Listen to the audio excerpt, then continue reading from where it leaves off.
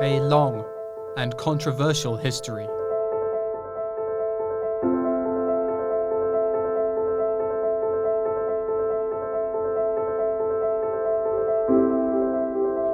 Currently Taiwan's largest opposition party, the Kuomintang, or KMT, ruled the country for over 4 decades as a one-party state until the late 1980s.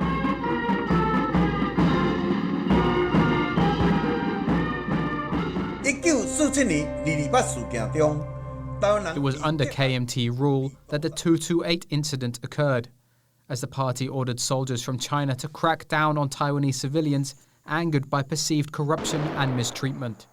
The ensuing massacre saw tens of thousands killed and led to a period of repression known as the White Terror. Alexander Huang is the head of the KMT's International Affairs team.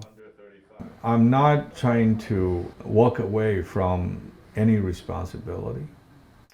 I believe that it was an act or a policy decision for securing the Republic of China during that time.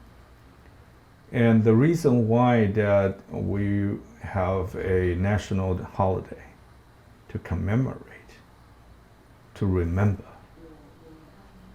is right.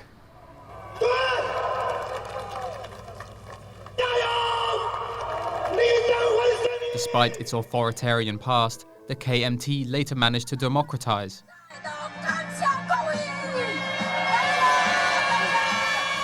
So how did this almost 130-year-old Chinese party, one that was responsible for some of Taiwan's darkest moments, and formerly led by a dictator in Chiang Kai-shek, manage to adapt to succeed in a multi-party democracy? The KMT enjoyed a record of economic development that allowed it to appeal to voters, and which in turn allowed it to thrive in democracy. We also see the KMT abandon, in many ways, its quote-unquote conservative stripes and actually begin to legislate quite full and redistributive universal social policies, most notably the National Health Insurance Program. The KMT is not unique in having trod the road from authoritarianism to successful democratic party. Other Asian countries have also walked the same path. The closest comparator would be South Korea.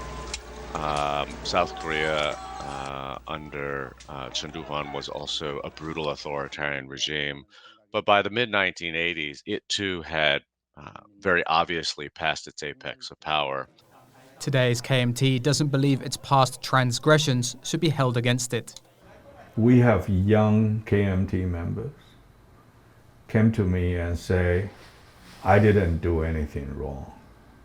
Why should we apologize on the yearly basis, every year on 228?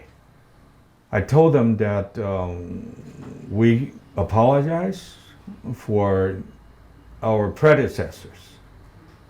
We take responsibility, we take the lessons, and we educate our kids and next generation that it should never be happen. But we do not believe that this unfortunate period should be the liability in all future elections. But after 6 years out of office and coming off a run of electoral failures, the KMT faces questions over whether it can return to power. To move forward, the party can look to its past for lessons on how to adapt and survive. James Rayner and Ed Moon for TaiwanPlus.